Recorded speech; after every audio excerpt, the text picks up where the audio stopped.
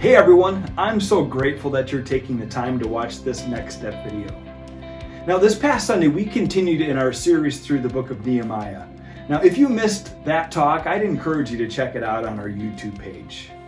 Now at the end of our talk, I asked 5 application questions that we really need to consider if we want to rebuild and restore our broken world.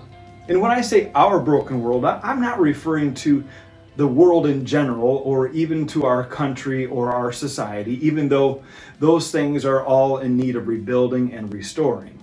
Instead, I want you to think about your life, where you live and your circumstances and your circle of influence.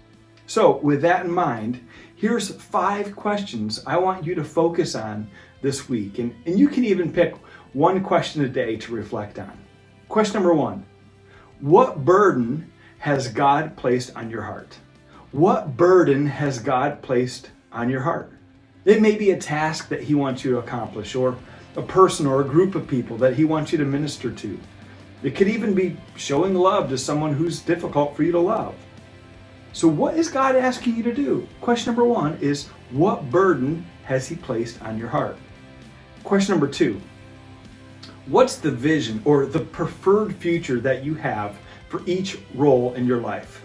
What's the vision or the preferred future that you have for each role in your life, as a spouse, as a parent or a grandparent, an employee, a neighbor, a student, or even as a Christ follower?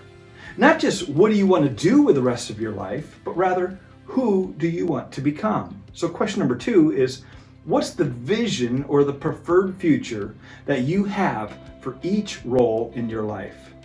Question number 3 is, where are you being asked by God to rebuild and restore? Where are you being asked by God to rebuild or restore? It could be your marriage or with your family. It could even be a ministry that you're involved in that needs rebuilding.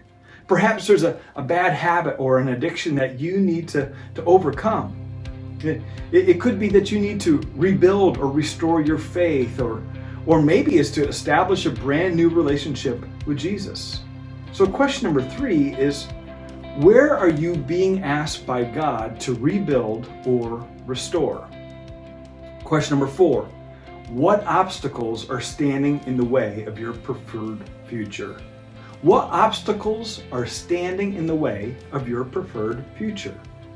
See, Nehemiah had this great big vision that only God can pull off. And after months of praying and planning, he took an enormous step of faith by making his bold request to the king. But to do so meant that he needed to overcome some massive obstacles.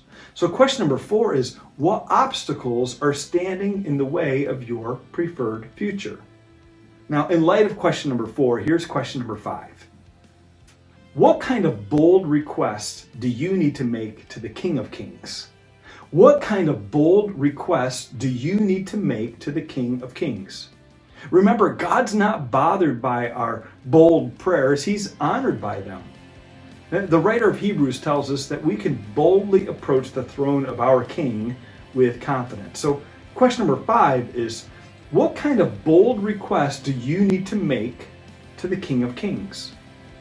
Now I know what you're thinking. That's a lot of questions. That's a lot of soul searching, and you're right, it is. But if we want to rebuild and restore the world around us, we need to ask these kinds of questions so that we'll be able to discern what our next big step is. Now, if you need help discovering your next step, don't hesitate to reach out, and we'll come alongside of you in any way that we can. Have a great rest of the week. See you again soon.